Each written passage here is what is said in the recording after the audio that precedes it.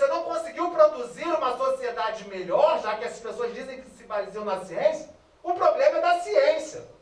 Logo, a ciência não se constitui uma forma superior de conhecer a verdade. A ciência não se constitui uma forma de compreender a objetividade.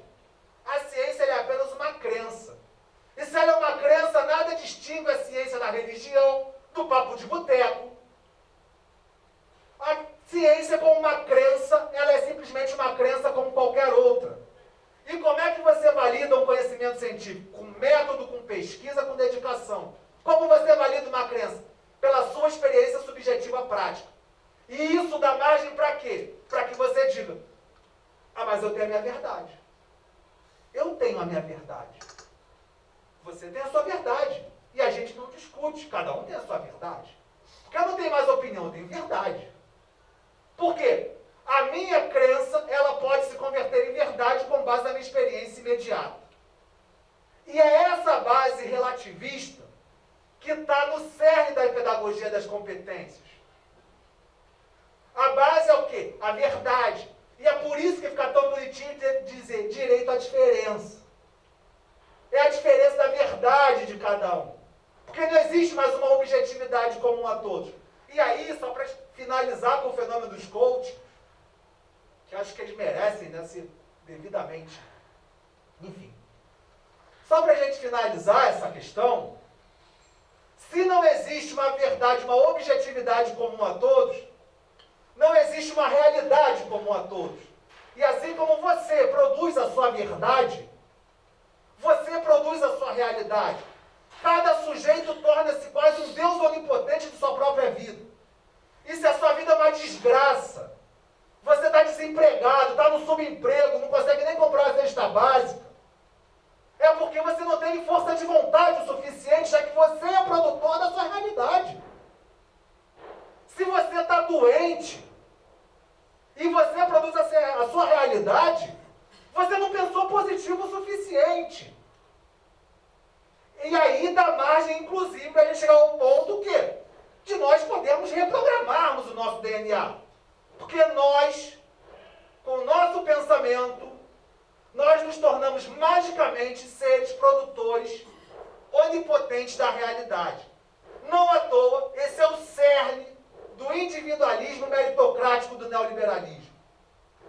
Por isso, nada mais lógico do que um sistema absolutamente racional, que almeja o lucro como a principal medida de todas as coisas, e como um sistema que tem que produzir ativamente nos sujeitos esses gostos, essas vontades, esses desejos, essas atitudes, essas competências. Não à toa, em um momento de desespero, esse fenômeno cresce.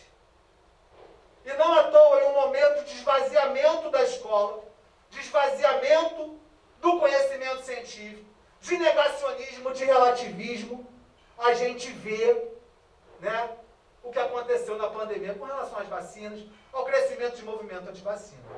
E aí, para finalizar, né, chegando na nossa área, a gente vê todo o conjunto de contra-reformas educacionais, sobretudo, a Base Nacional Comum Curricular, que ela é basicamente, né, porque ela é a base, ela é basicamente a implementação de todo esse ideário nas escolas.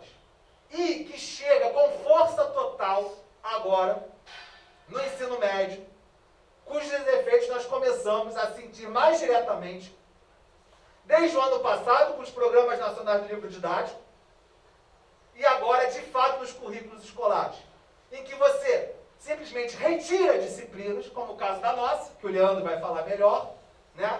Pode procurar pelo Brasil. Não há mais nenhum estado que você mantenha o mínimo de 6 tempos, ou seja, 6 tempos ao longo dos 3 anos de educação física. Ou você vai ter 2 tempos em 1 ano, no melhor dos casos, 2 tempos em 2 anos, ou você vai ter estado que vai ter 1 tempo em cada ano, 2 tempos em 1 ano, no caso aqui do Rio de Janeiro, 2 tempos em 2 anos, não sei nem como isso, uma conquista. Lembrando que nem isso era para existir.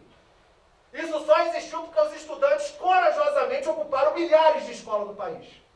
Porque em 2017, quando houve o golpe, educação física nem espaço teria no currículo do ensino médio. Viraria nada. Educação física, arte, filosofia e sociologia sairiam do ensino médio. E quando volta, não volta como disciplina também. Volta como estudos e práticos.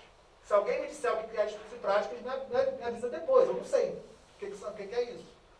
Mas enfim, e aí, no nível do ensino médio, em que não há mais a lógica disciplinar, mas sim a presença de áreas de conhecimento que são conjunto de competências agregadas, na verdade, a nossa especificidade acabou. Qualquer professor ou professora do campo de linguagens pode dar a parte de educação física. Porque não é mais a educação física enquanto campo de conhecimento cientificamente consolidado, na forma de disciplina. São competências relativas à educação física. E aí, qualquer docente pode fazer aquilo.